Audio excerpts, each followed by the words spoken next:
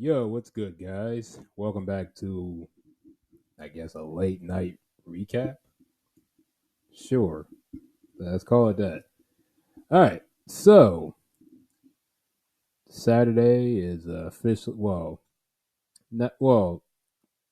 I guess technically on the East Coast, football is done, but on the West Coast, we still got that Oregon State Arizona game. Um, I'm kind of pulling for Arizona with a couple of the top 10 or top 15 teams losing today. That'll really help our Irish. So yeah, let's go ahead kick off with the first game today. Maryland and Northwestern. So we have now lost three straight. This is what I was afraid of. This seems to be a yearly occurrence with this team. We'll start 4-0, 5-0 every year, and then we get into conference play, and we just become. I don't know what we become. We just. I just. I don't know. I don't have any words to say because I believe Talia is a very talented quarterback, but it feels like he gets outplayed by it was specifically in the conference. It feels like he gets outplayed by a lot of other people. It's very weird. Like when you watch the games live, um, like if it's against a team he really has to focus and lock in, it's like he doesn't. It's like he almost folds under the pressure. Like the game has not changed, bro. I understand like Ohio State and you know and and and Michigan and the Penn State. I know they get the big boys. I get it, but the game doesn't change. It's no different. And the thing is, the last 3 weeks, with the exception of Ohio State, who's they're coming alive now, which is for other teams, it's going to be a bad thing. Michigan, Ohio State will be another good game. Um, but I mean, we've lost to Northwestern and Illinois, who are not the greatest teams. They're not great teams. I'm being generous when I say that. They're not bad, but those are winnable football games. Those are games we should have won. We should have won today. The last play, the plays there, the play that ended the game, Talia overthrew a receiver that if he just calms down and makes a decent throw, it's a first down. We keep the chains going. We probably get into the end zone and win the game. But he overthrew him and the guy picked it off, and they spent forever trying to review it, but it was a catch. He caught it. Um, Not much on the ground. 5 carries for 43 yards. Yikes. Talia had stat wise, he had a good game, but it didn't equate to a win. So it doesn't. It's a good stat line, but it doesn't mean anything. He didn't win the game. Jones had 9 receptions, 78 yards, and a touchdown. I mean, we can read stats all day, but let's look at the whole box scores, shall we? So turnovers. You see this right here?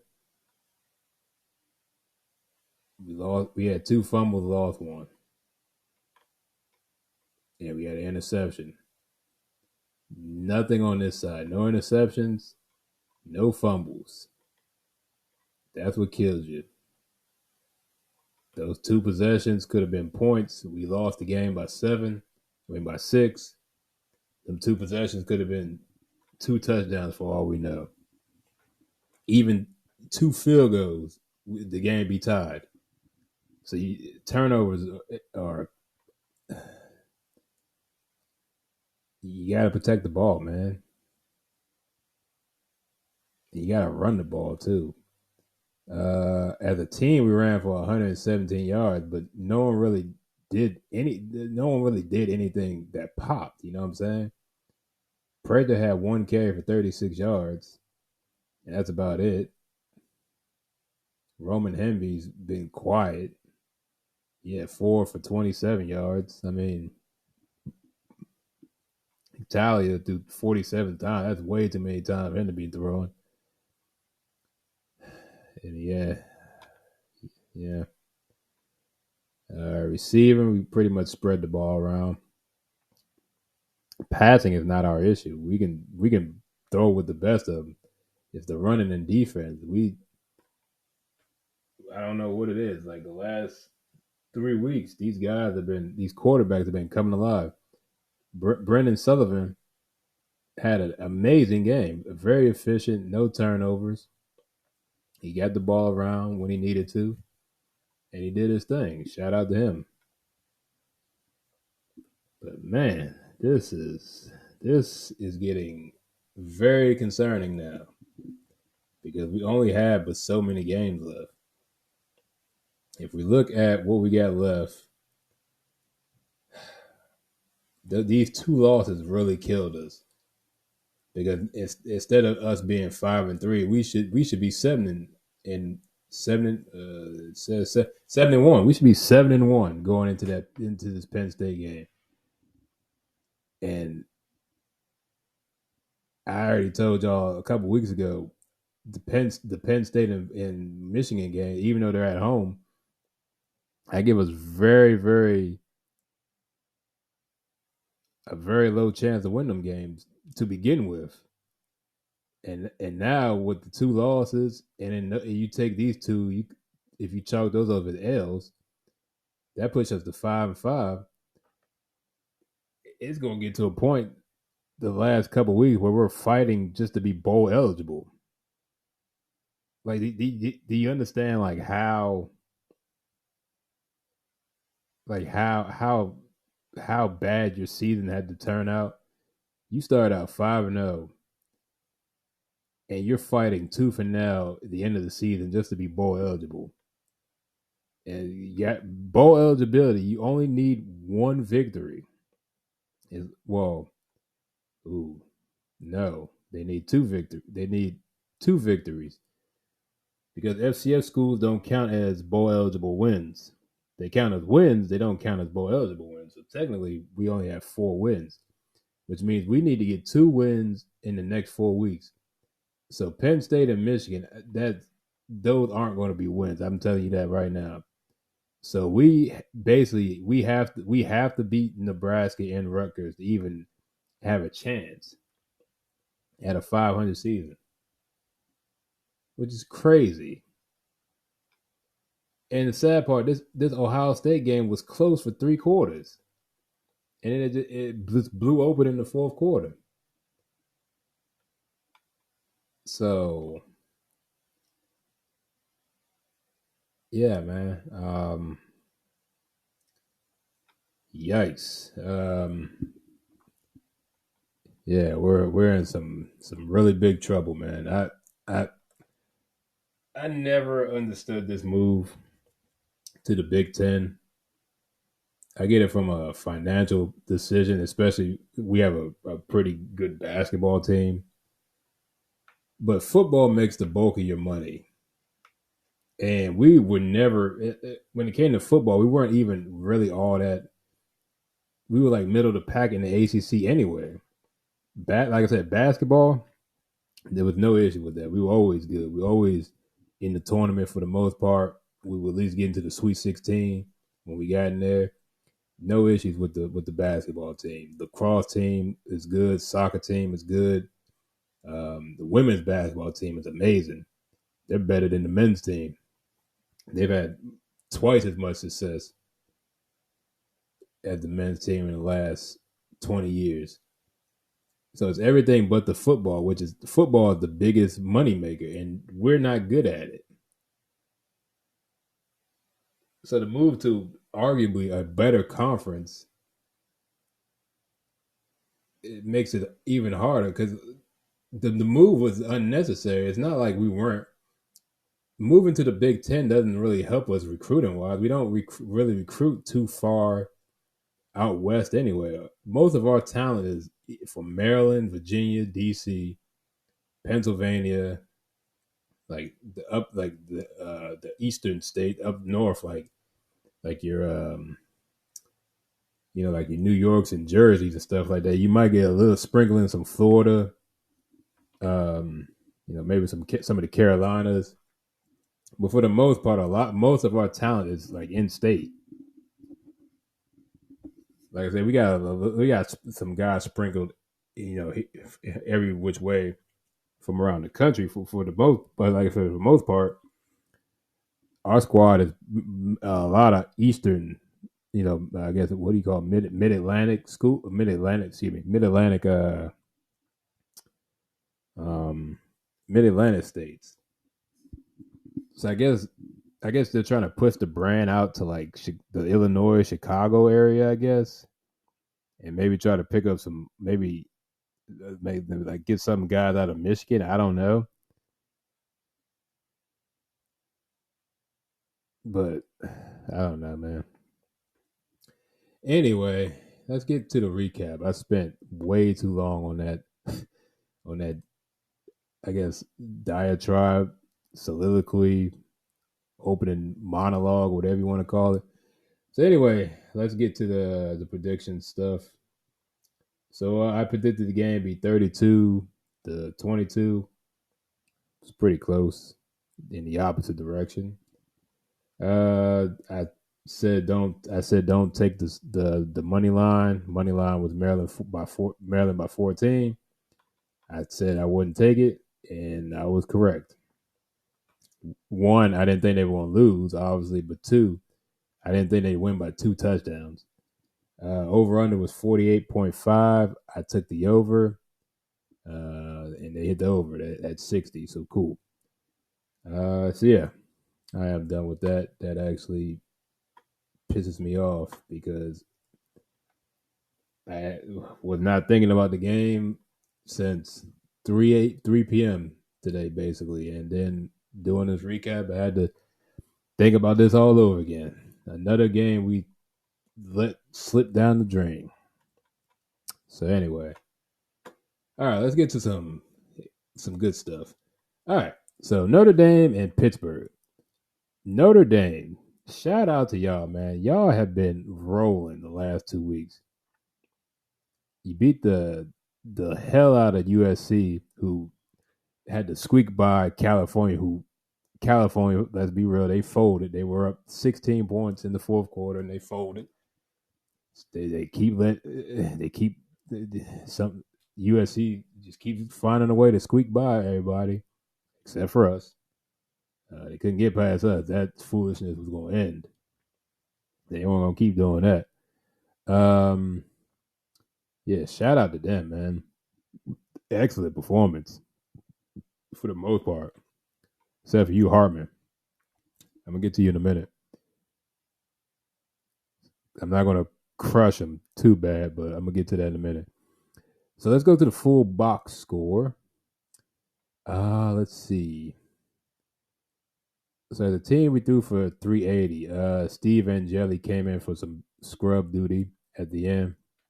The game had been over since halftime. The way Pitt was playing. Estamine, you did it again, boy. 114 yards, 3 touchdowns on 19 carries. Excellent work. Price and Love got a little bit of action out there. Receiving. This list is insane.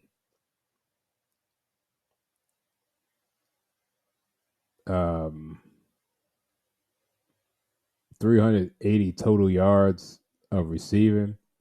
Everybody ate today. It was just too easy.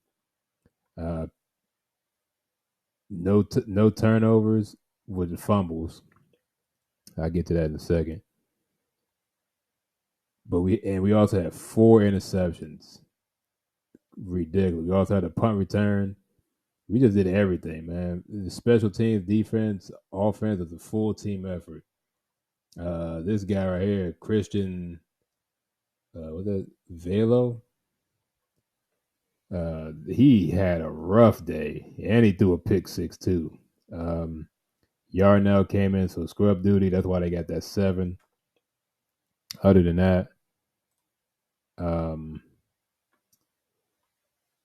yeah, we essentially shut them out. That was some garbage time stuff. One thing I want to get with the Hartman thing. Hartman, I don't know if he's regressing. I guess they've just I guess he's just conceded the fact that he's just going to be essentially a game manager. You just go out there, don't mess up, let Estamine eat. You go out there and like dink and dunk because they still haven't opened up the passing game. I still don't understand. The guy set all them records at at uh at Wake Forest. And it just seems like none of it translated over. It seems like he's it seems like we have it's Drew Pine 2023 version.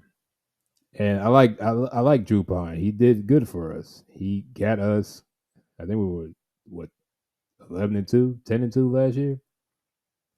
So pretty much we're on course for that.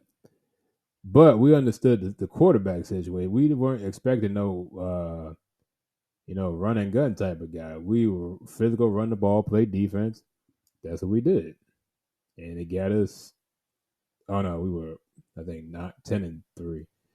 Yeah, but yeah, and that was to be expected. But we got this guy with all these expectations, and he just it's still we're 8 games in, man. They got 9. They played 9 games. It just feels like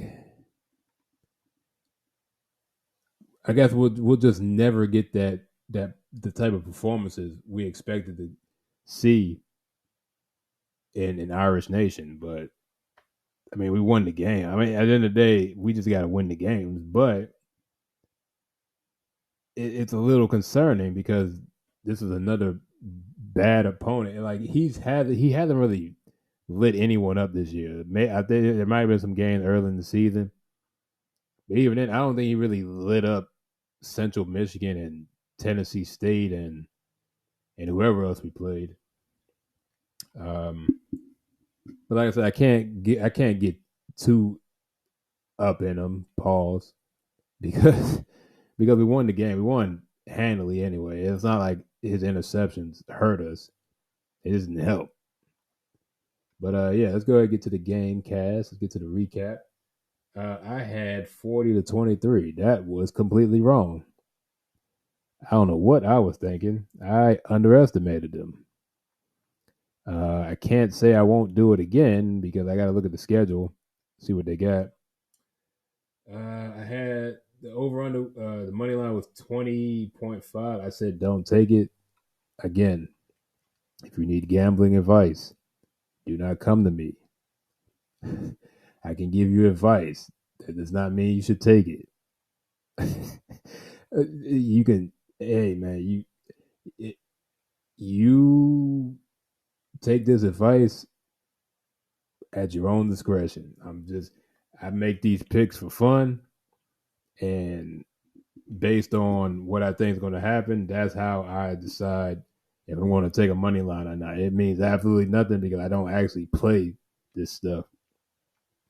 And then at over under 45.5, I said take the over, obviously. I didn't think they were going to, yeah, anything was going to be such a one sided game. Yeah, real quick though, let's check out the schedule. The coming weeks, they got 3 games left. Um, we got at Clemson, which actually, I actually feel a little less, a little bit. Sorry, I actually feel a little bit more confident we should be able to handle business down in the fake Death Valley. Um, because Clemson got rocked today. I forgot who they played. Who did they play today? I forgot who they played today. But yeah, they've now lost 4 games. I don't think that's happened since Dabo's been there. Like, and I think these are like 4 conference games too. It's not just 4 losses; they're 4 conference games as well. So yeah, that game gives me a lot of as bad as they played today. I have a lot more confidence going in that game. Then we got Wake and Stanford. Um, I think that they'll handle business against Wake, and then Stanford is the dark horse because they'll have games where they'll go out there and play like they did against that. They'll play like they did in that second half against Colorado, but then you have games like last week where they got blown out by UCLA, and then I think they won today, I believe, against someone. It was a Pac-12 game. It was a conference game. But yeah, that one's kind of iffy to me. But we'll see what happens going into the next 3 weeks. I can't believe we're 3 weeks with 3 games left to go already. So they get a second bye after Clemson. So if we win next week, pushes to 8-2, get that bye, get a little bit healthier, run the table. Hey man, 8-2. Sorry. Yeah, we got a chance to get back into this playoff run, especially with what happened with a couple of these top 15 teams going down. Oregon State is down 3 to Arizona, so we need them to lose. But yeah, I'll go over that. I'll go over that in a separate video when the rankings come out. When the rankings come out, did they come out Monday or Tuesday? I think they come out Monday, but yeah. And anyway, last game of the night, the most recent game that just ended, Colorado and UCLA. Let's go ahead and get into the prediction real quick. I had it 35-19 UCLA. That was actually pretty close. That was a touchdown off at 28-16. I had UCLA at -15. I said I would take the line. They just missed it, but it's not too bad. I also said the over under was 60. I said take the under, and I was right. It was actually a very good defense. It's probably Colorado's best defensive performance this year. Let's check out the box score real quick.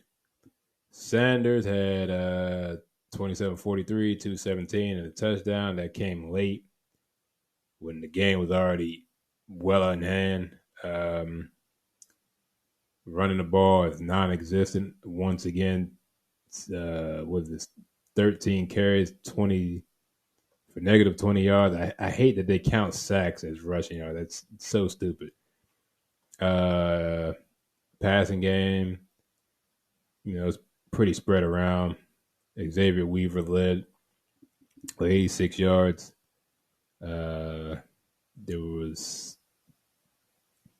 had a fumble, but they didn't lose it. UCLA had 2 fumbles lost, and then I think they also had 2 interceptions. Yeah, they had 2 interceptions total. So the crazy thing, they had 4 they won the turnover battle 4-0 and still lost. That's just an amazing stuff. They always seem to amaze you by what they do each week. It's just insane. You win the turnover battle 4-0. You should dominate in that game, and they didn't. Garbers was 20 of 27, 269, 2 touchdowns and a pick. And then this Colin Slee, his only pass was an interception. Jeez. On the ground, they did a much better job. All around effort, 218 yards total rushing. And and then passing the ball. This guy right here, Logan Lawyer, 7 for 111. Yikes. You got to stop someone, guys. Um,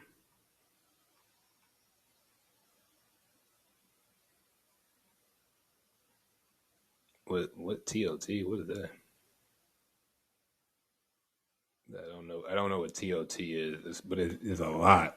I don't know what that means.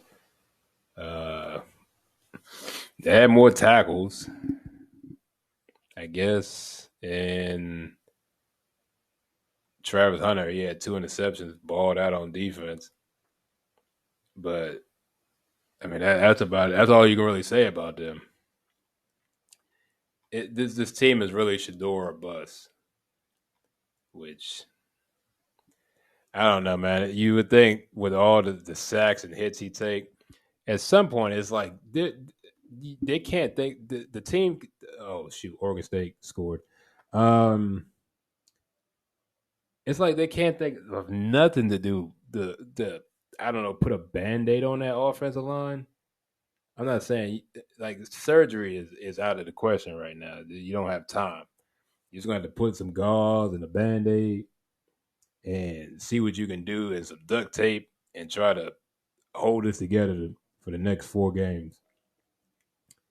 Because like I said, that game, the Stanford game was huge because they lost that game and the schedule they had after that was it was at the point where they possibly weren't going to win another game, and that seems to be where this is heading. Um, um, what else happened?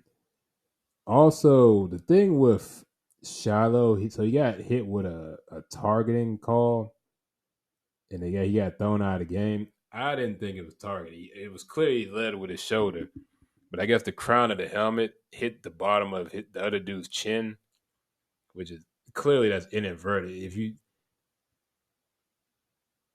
I mean, if you wanted to hit someone with your head, you hit someone with your head. You don't throw your shoulder and your head. Is one or the other. You know what I'm saying? Plus, you shouldn't be using don't use your head, fellas. If you play football, don't use your brain, your helmet. Your head is not a weapon. Don't use your head to make tackles. Use your body, wrap and grab, and take them and drive to the ground. Don't use your freaking helmet. Jeez, it's so stupid. All right, so let's look at the rest of their schedule. They got Oregon State. Regardless of what happens tonight, they're not beating Oregon State. The Arizona is after that, and Arizona has been playing everybody tough. Washington, then they go Washington State and Utah. So I'm calling it now. They won't win another game. So sorry. If anyone had hopes, I was one of them people that like maybe they can sneak in and win a bowl, or at least get to a bowl. You know what I'm saying? They got a chance. They can get 6 wins the way they started. And the way things were going in that Stanford game, it was very possible they could have, got 6 wins. But unfortunately, they let one slip away from Stanford, and that basically, you know, derailed any remaining momentum they had coming off the Arizona State comeback. So, yeah, I'll check out the games, but I mean, I'll still watch them. But what I'm saying is, I guess not the enthusiasm, but like you can kind of temper your expectations now and just kind of watch the game for what it is.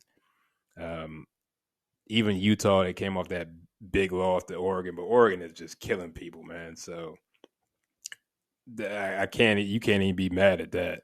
It is what it is. Yeah. So those are my recaps for those 3 games. I just not expected to be 30 minutes, but that Maryland Northwestern game, that that game really, really, really pissed me off, man.